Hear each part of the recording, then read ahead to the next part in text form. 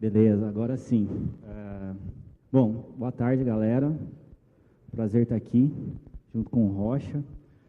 A ideia é a gente falar um pouquinho de design, de APIs, aquilo que a gente encontra no nosso dia a dia, os desafios que a gente tem e como a gente solucionou eles. Então, muito difícil a gente vai encontrar isso nos livros, por isso o título da nossa apresentação. Falhou aqui o passador?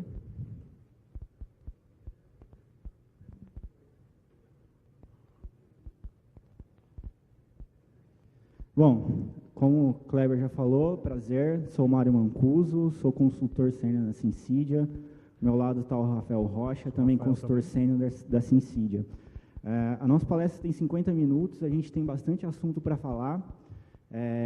Se a gente não conseguir um tempinho para abrir para perguntas e respostas, por favor, fiquem à vontade de nos procurar durante o dia no evento, vai ser um prazer tentar responder a pergunta de vocês, ok? Vamos lá.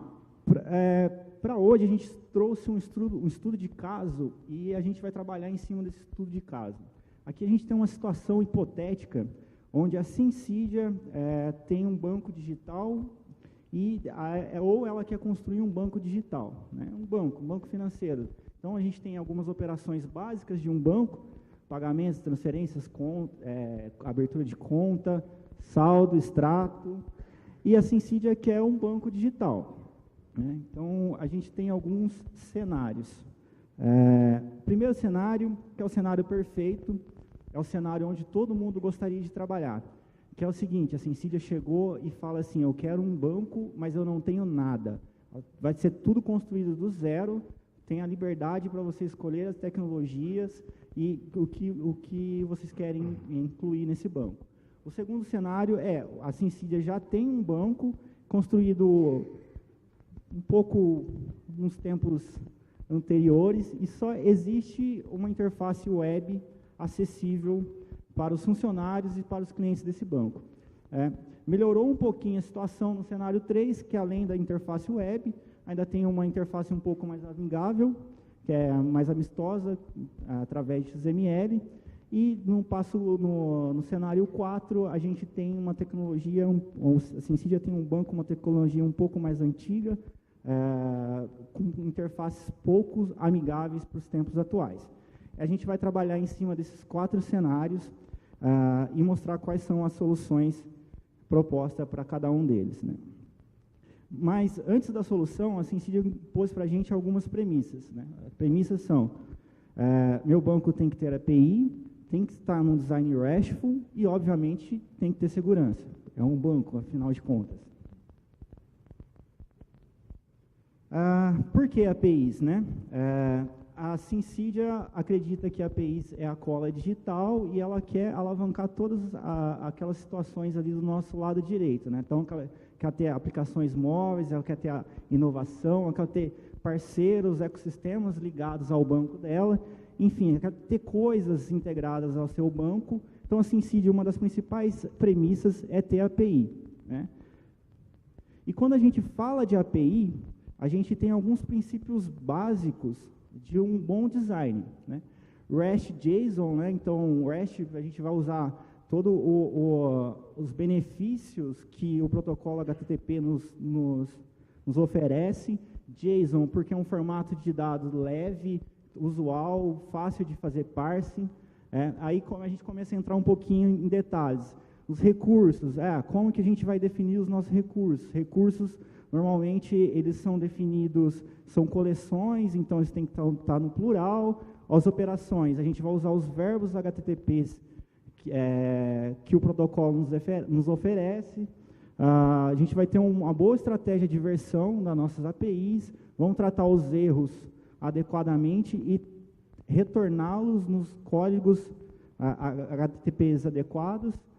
Vão ter algumas coisas de filtro e paginação aí para facilitar o consumo da nossa API, caching para melhorar um pouco aí a questão de performance. Se tivermos algumas APIs que forem assíncronas, a gente usar a estratégia de callbacks e, se possível, usar ali Hypermedia para a nossa API dar o próximo passo do que deve ser executado. Então, isso aqui são os princípios básicos de um bom design de APIs. Além disso, né, juntando um pouco aqui no nosso caldeirão, tem essa pesquisa do Smart Bear, de 2016, né? E aqui tem as 3 principais características que são valorizadas por consumo de uma API. Então, a gente vai levar isso em consideração também nas nossas soluções, né? Então, uma API, para a grande maioria das pessoas que responderam, elas têm que ser simples, tem que ser fácil de entender. Então, inclusive, tem uma frase aqui, se você tiver que explicar uma API, então você não tem uma API. Uma API tem que ser fácil, você bater o olho nela e você saber exatamente como consumir, como executar e ganhar os benefícios através dela. Ela tem que ser rápida, não adianta eu ter uma API bonita, simples, fácil, mas na hora de executar, ela demora aí 30, 40, 1 minuto para me responder. Ninguém vai usar essa API. E a API tem que ser confiável. Ela tem que estar uptime, ela não pode estar fora. Não adianta eu ter uma API simples, rápida, mas quando eu for executar ela, essa API está fora do ar. Então, essas são as 3 principais características relacionadas ao consumo feito por a pesquisa do Smart Bear. Então, vamos lá. Cenário 1, cenário que eu gostaria de trabalhar e eu acho que a grande maioria aqui também gostaria de trabalhar. Não existe nada. Então, o que a gente vai levar para esse cenário, né? Então, a gente vai usar uma abordagem top-down e API first com tecnologias, padrões recentes, mais modernos, né? Então, a gente vai começar primeiro da interface e o nosso back-end vai ser construído em cima de microserviços. Ok?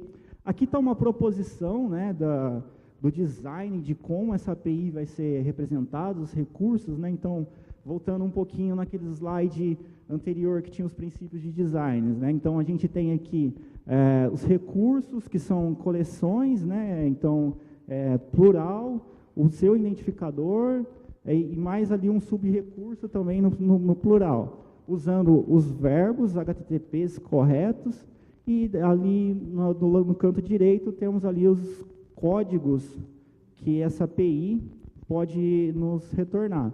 Então, temos os códigos, a família dos 200, 400 e 500. Então, nossa API ela vai respeitar esse padrão. Por que API First?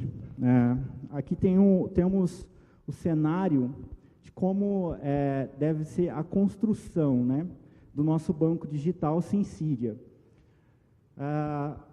API First facilita algumas coisas na nossa vida.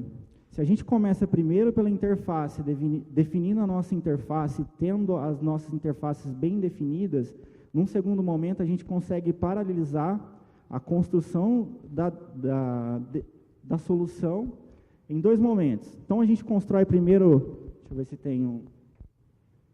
A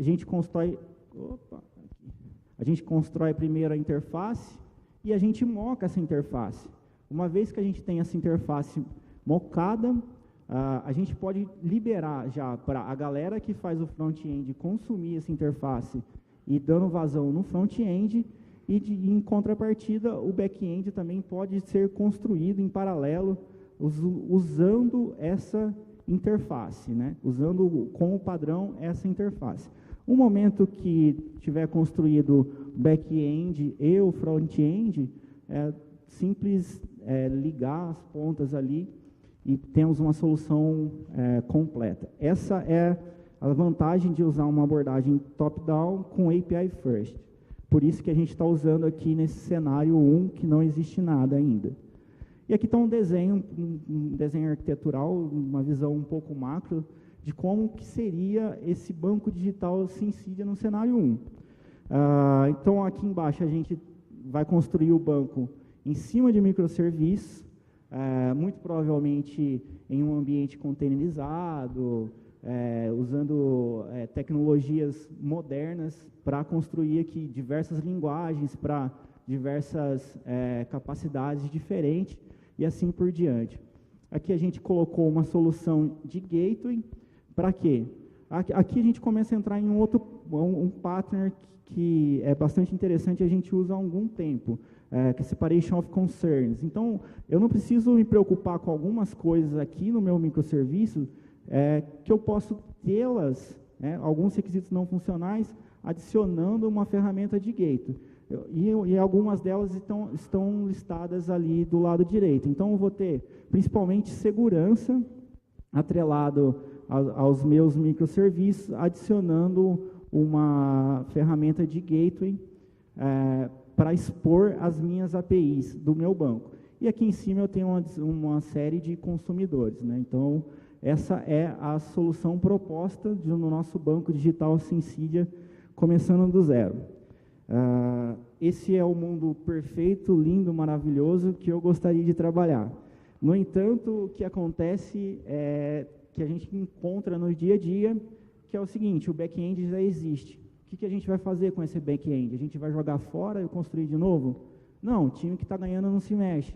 A gente tem que ter maneiras, estratégias de expor as APIs no meu back-end com o mínimo de impacto possível nos nossos sistemas legados. Aí começa a entrar o cenário 2, que complica um pouco a coisa. Eu vou passar para o Rocha, que ele vai falar do cenário 2 para vocês. Beleza, pessoal? Bom, o Mário comentou aqui, então ele só pega projeto que começa tudo do zero, né, o cenário perfeito, né? Mas como ele falou, assim, realmente a gente tem um cenário onde o back-end já existe serviços, já existe uma tela web que oferece um determinado serviço, né? E aí, assim, a gente precisa, numa estratégia de disponibilização dessas APIs, a gente precisa criar essa camada de API em cima desses serviços ou dessas funcionalidades que já existem, né? Então, o primeiro caso é o caso de uma tela, né? Ou seja, eu tenho... Opa, desculpa. Tá?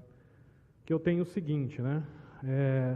Eu tenho lá uma aplicação web tradicional, seja ela uma aplicação, sei lá, por exemplo, Java, com arquitetura Request Response, ou seja, eu peço para a aplicação o HTML, a aplicação Java gera o HTML e retorna, né? Então, a gente tem esse primeiro cenário aqui, né? Então, a comunicação, os clientes estão utilizando lá a sua interface web browser e diretamente tem uma funcionalidade ali, um cadastro de usuários, ou sei lá, uma pesquisa, ou qualquer funcionalidade que seja, né? E que a gente deseja expor essa funcionalidade como API, né?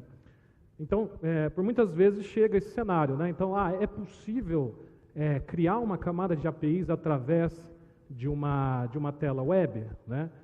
É lógico, a gente queria, obviamente, falar, não, vamos refazer essa arquitetura dessa aplicação que você tem hoje, né? Com o microserviço, né? Obviamente, só que não é o cenário que a gente pega no dia a dia, né? Então, a gente está nessa questão aí de sempre reusar, ou pelo menos começar, né?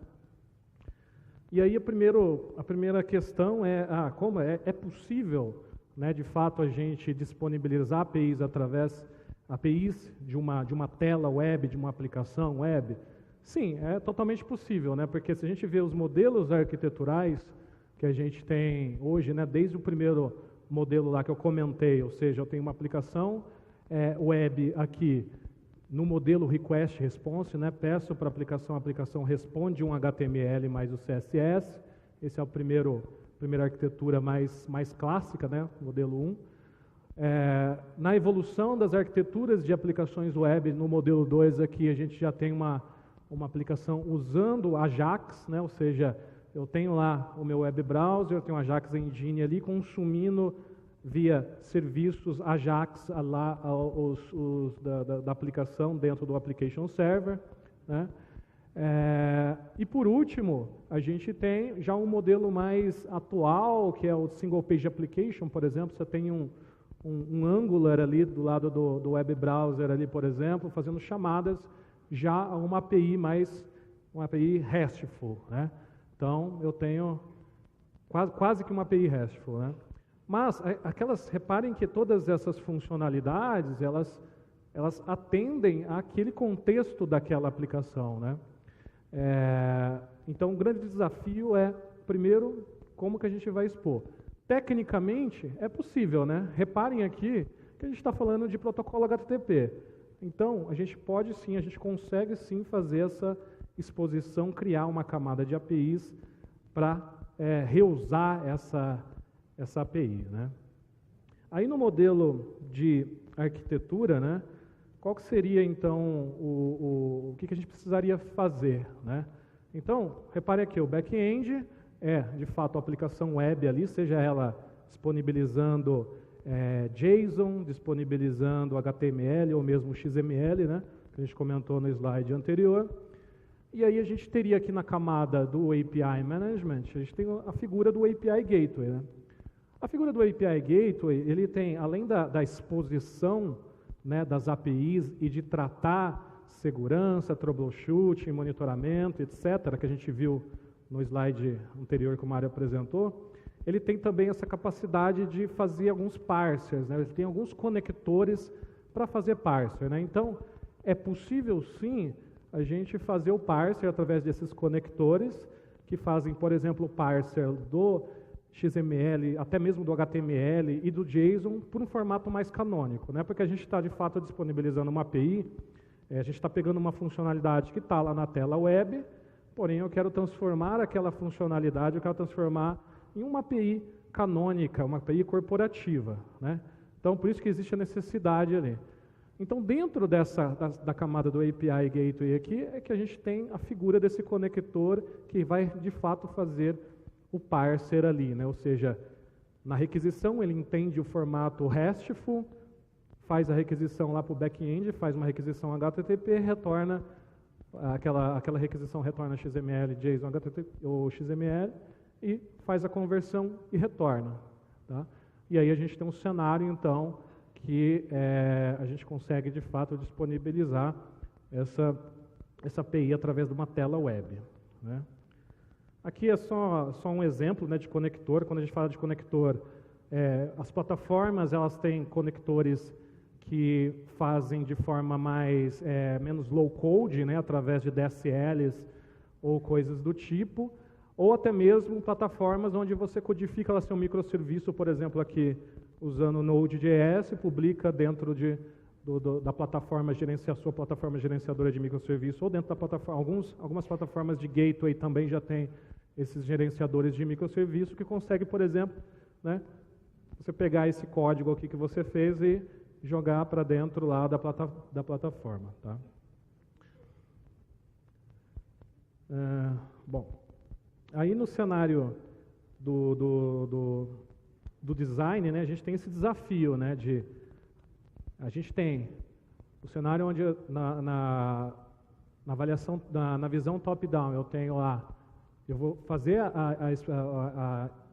construir a minha interface, né, primeiro construir o API first, né, eu primeiro construo uma interface, depois eu olho para o legado, ou mesmo eu tenho o legado e posso também fazer o design das minhas APIs, né? Então, nesse cenário que a gente está falando de tela web, né, a gente pode olhar por esses dois prismas, né? Então aí vai depender do cenário ali, os dois poderiam se encaixar, tá? Por último aqui a gente está falando de quais são as desvantagens, né? Então, eu estou disponibilizando ali uma API em cima de uma aplicação web, né, cara? Isso é legal, né? Assim, vem esse questionamento, né? Primeiro que assim, a aplicação web ela está oferecendo a sua API, né, de certa forma. Não é uma API RESTful, mas ela tem lá um serviço AJAX, ela tem a interface HTML. De fato, ela é uma forma de se conectar com a sua aplicação web, né? Mas tem algumas questões aí, alguns pontos de atenção que precisam ser levados em consideração quando ir por uma abordagem dessa, né? Então a gente está falando que, olha, a tela web ela pode mudar o layout ou navegação e quebrar o seu contrato, né? Então tem que levar sempre em consideração isso e usar de estratégias de versionamento, por exemplo, da sua API, de monitoramento, enfim, para tentar mitigar e diminuir esse tipo de risco, né?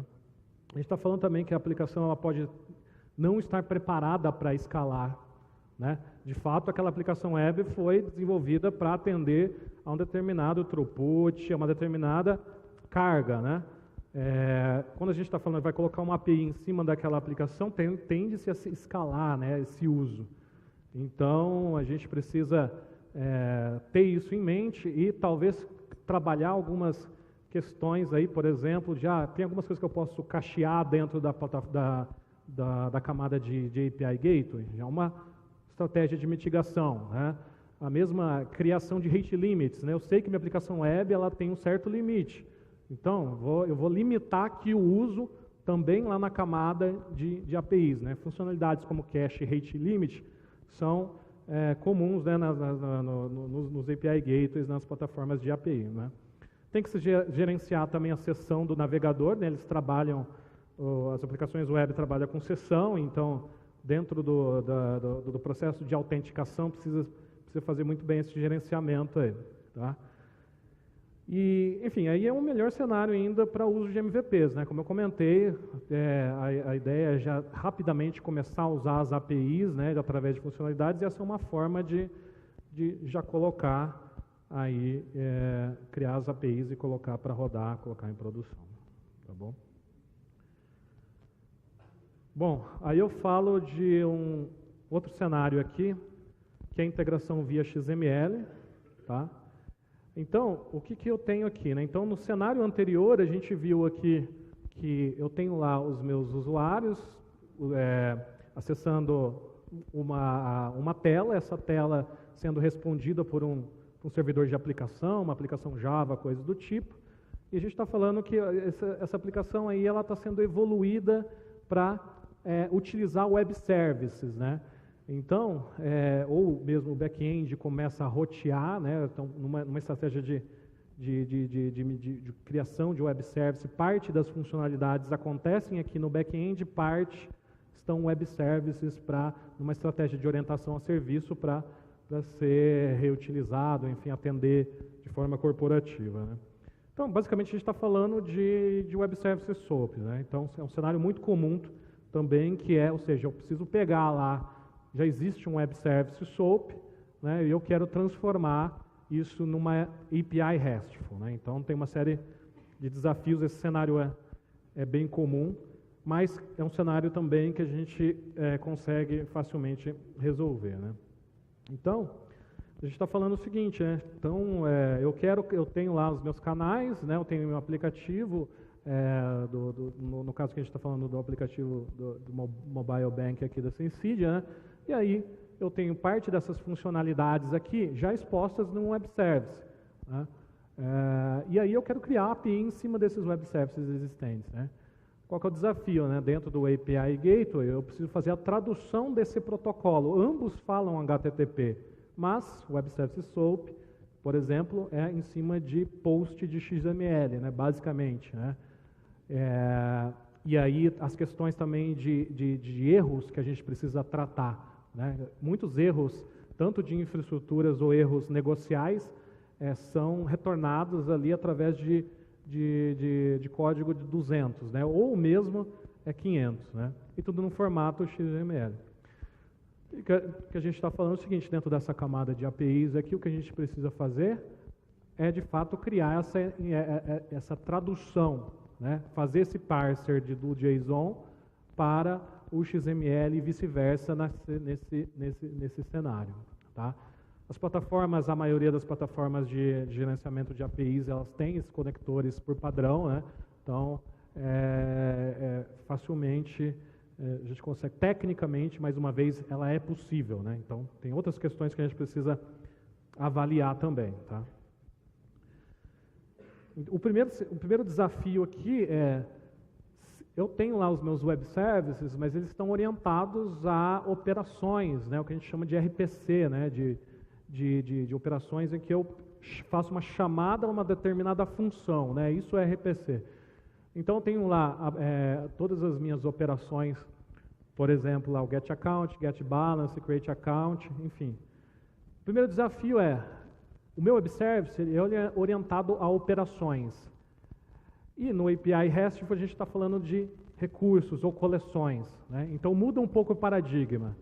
Então, o primeiro desafio é esse, né? Então, preciso traduzir, né, esse formato de operações para o formato de RESTful. Então, aqui está o desafio, né? Eu tenho do meu lado esquerdo aqui, eu tenho todas as operações, com o nome de operações mesmo, nome de função, e aí eu preciso traduzir, então, para o modelo RESTful, usando os métodos corretos, usando o conceito de coleções lá no plural, enfim, retornando também os HTTP codes dentro do que o design by the book prega. Tá? Bom, então, a gente falou, tecnicamente é possível, né? Tem esses desafios, né, de transformação de XML, de tradução de nome de recursos, né? Como é que eu transformo o nome de uma operação para o nome do recurso? Então, tem um desafio de design aí, um esforço de design, né, para conseguir criar essa entidade, criar esses recursos, as APIs de forma canônicas, né, que eu posso reutilizar. E também tem pontos de atenção aqui, né? Então, a gente falou de, primeiro, levar a verbalização das operações para os recursos da API, né? Então, a gente tem que tomar bastante cuidado quando a gente está falando de... a tendência é que quando eu criar minha API RESTful, que eu leve os nomes das operações, que eu levo o mesmo padrão de nomenclatura, mesma verbalização, pro nome dos meus recursos ali, né? Então, preciso tomar muito cuidado nessa questão e sempre ser orientado ao formato mais canonizado, né? Uma API que vai atender aos cenários da empresa como um todo. Tá? A questão de tratar de maneira adequada o formato da API, né? Os erros das APIs, né? Ou seja, como eu comentei, né? Então a gente tem todos os erros estão dentro do XML e é totalmente despadronizado, né? Então o web service ele pode retornar de várias formas ali, né? Não tem um padrão único. Então esse é um desafio também de mapear, de testar os fluxos alternativos quando você estiver fazendo design ali, né? Precisa testar ali as chamadas dos web services e ter todos os cenários de erros ou a maioria dos cenários de erros possíveis ali para facilmente traduzir para o formato RESTful. Tá? Uma outra questão também, quando a gente está falando de estrutura de dados, né, que a gente está falando de XML, basicamente, que é o SOAP, e muitas vezes são estruturas também canonizadas, né, são estruturas normalizadas. Né? Então, eu vou ter, por exemplo, cliente, endereço, estado, F, enfim... Eu tenho várias entidades normalizadas, geralmente, quando a gente está trabalhando no cenário de web service. Né? Quando a gente está falando de JSON, assim, é interessante a gente manter um certo normalização, mas a gente tem que ser mais flexível, né, com isso. Né? No formato o JSON também oferece essa facilidade. Né? E por último, a questão também do versionamento dos web services. Né? Não é muito claro como cada web service trabalha de uma forma. Alguns web services trabalham com a versão no header, na próprio payload, né? No próprio XML, ou na URI do web service. Né? Então, tem que prestar muita atenção nessa questão de como versionar, tá? Como aquele web service está sendo versionado. Beleza. Até então, a gente tinha alguns desafios, né? Construir APIs em cima de uma interface web. Depois ficou um pouco mais fácil, porque a gente já tinha ali uma interface em XML, um web service. O trabalho ficou um pouco mais fácil, ficou mais, como vou dizer, ficou mais bonito eu expor a API em cima de um web service do que em cima de uma interface web. Mas nesse cenário 4, a Synsidia construiu esse banco na década de 80, com tecnologias que na década de 80 eram tecnologias de ponta, e hoje essas tecnologias elas não estão tão aderentes com a estratégia digital, com o que o mundo hoje exige de um banco para manter o seu negócio. E aí, lá na década de 80, a Synsidia tinha sua infraestrutura de TI, basicamente, para prover informação para um ATM.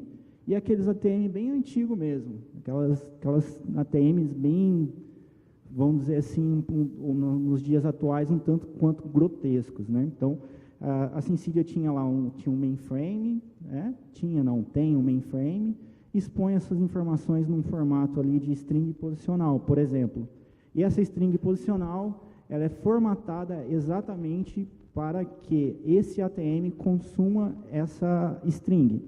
Então, se eu tenho uma tela lá de consultar o saldo, eu vou ter uma string posicional exatamente montada para que a tela me ofereça ali a funcionalidade de saldo, né? Se eu mudar alguma coisa dessa string, por exemplo, eu quebro a tela do ATM.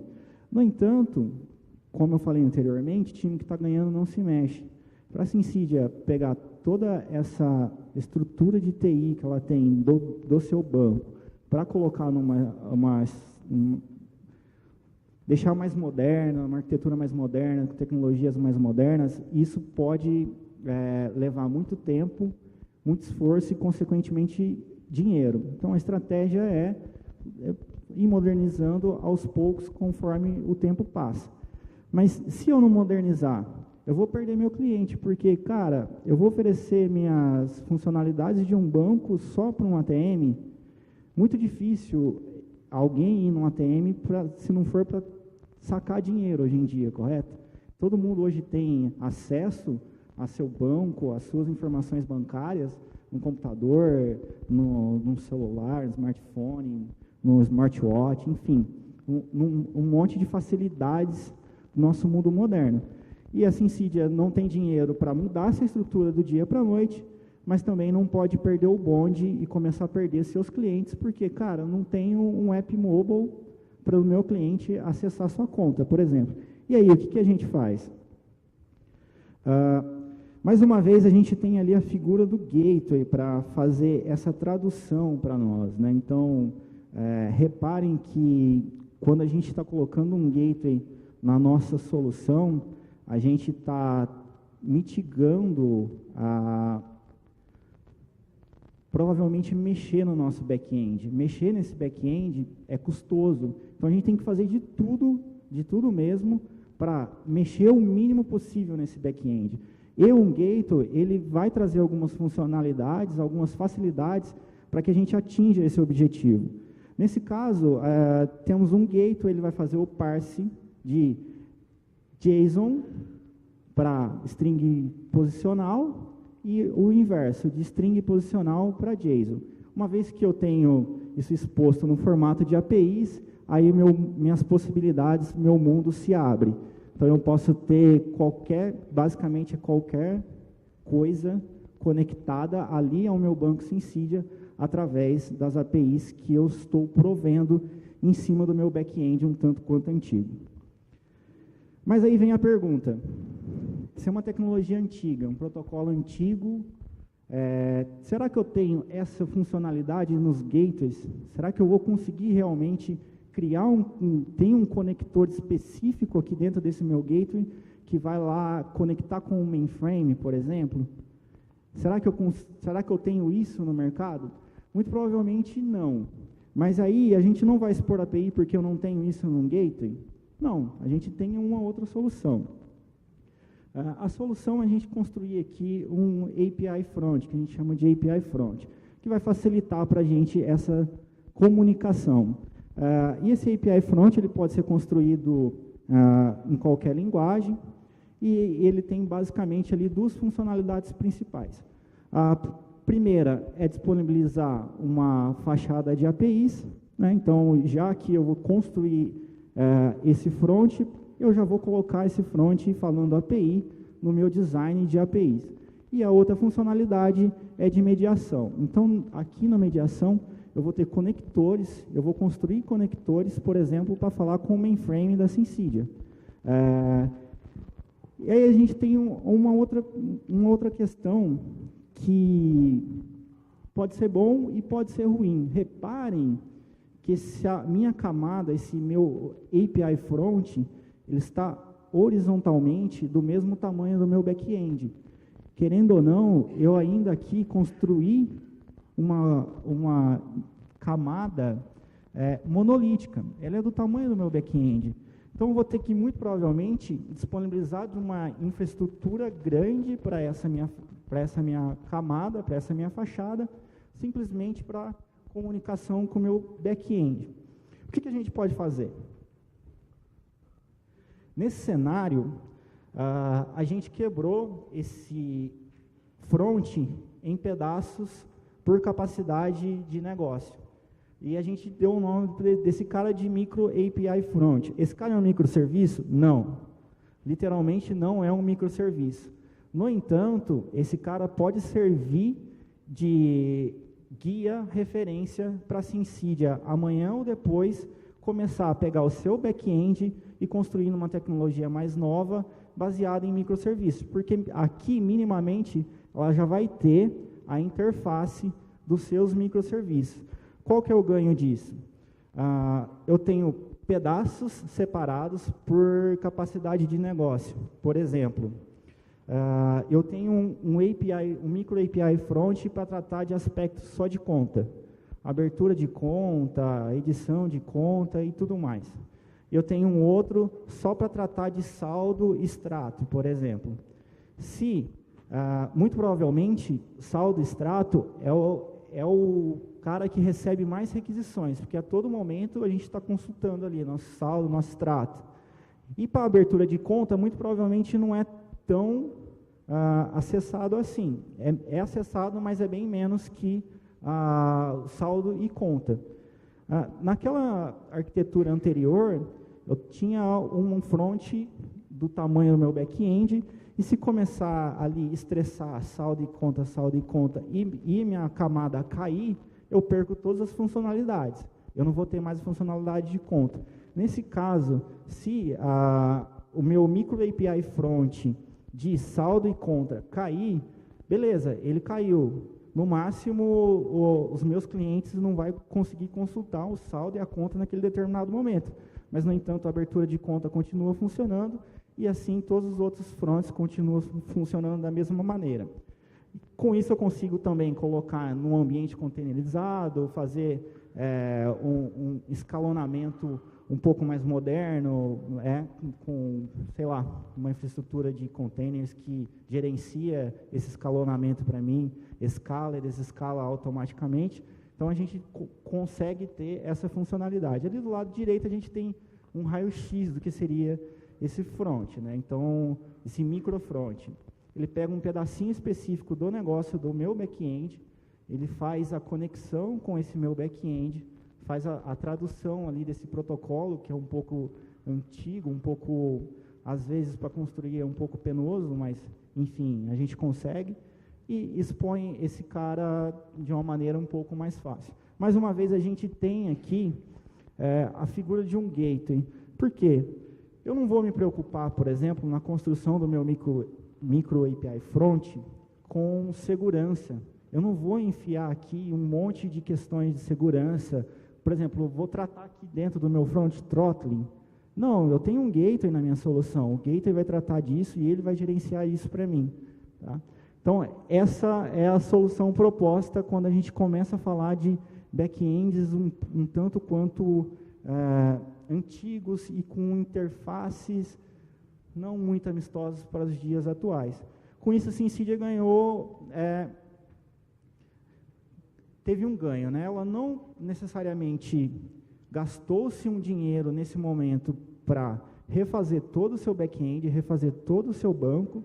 No entanto, ela já ganhou status de um banco moderno, porque o usuário final, no final das contas, ele está lá acessando um aplicativo mobile, ela está acessando através do seu smartwatch, está acessando através do seu computador, e para ela é um banco totalmente digital e não sabe o que aconteceu por trás disso. No final das contas, quando você cheira aquela API ali, ela tem um pouquinho de cheiro de COBOL, um pouquinho de cheiro de mainframe, mas isso fica transparente para o usuário final e o consumidor da sua API. Temos alguns pontos de atenções, né, aqui. Como a gente vai construir essa camada, é mais uma camada para a gente gerenciar, para a gente ter alguns cuidados, como, por exemplo, latência e problemas. Quando der problema ali no meu micro API front, quem que vai resolver esse problema? Aonde que isso vai ficar logado? Qual que vai ser a estratégia de monitoramento desses micro API front? A gente tem que se preocupar com isso. A infraestrutura. Quando eu estou falando de um gateway, a gente pode ter um gateway comprado, um SaaS, por exemplo, a gente não se preocupa com a infraestrutura, a gente está alugando. Mas nesse caso, essa infraestrutura é minha. Onde que eu vou colocar esse cara?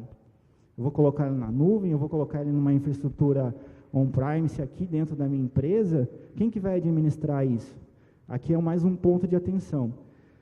E aqui é mais uma recomendação do que um ponto de atenção. Isso aqui, na nossa área, deveria não, eu acho que estou secando o gelo aqui, mas não reinventar a roda. Usar sempre padrões, linguagens, frameworks consolidados no mercado. Não inventem de colocar, por exemplo, uma linguagem que acabou de sair, que não tem muita experiência, numa camada que você tem, que é de extrema importância para o seu negócio, né? E por último, esse front, ou esse micro API front, ele deve ter uma complexidade bem baixa. Aliás, ele não deve ter complexidade, ele deve ser literalmente burro, só fazer a transformação do protocolo ali, e ele deve ser de fácil entendimento. Então, sempre opte pelo simples, não construa um front cheio de camadas ali, seja ela lógica. Fisicamente, eu recomendo não fazer, sempre ter um front conciso ali dentro dele mesmo, sem separação física, sem muitas camadas lógicas, e de fácil entendimento, que basicamente qualquer um que entenda um pouco de programação consiga pegar ali os fontes, dar uma olhada e entender. Esse cara ele tem que ser bem simples, ele não pode adicionar latência nas nossas chamadas, ele tem que ser um facilitador da nossa arquitetura, não um detrator, ok?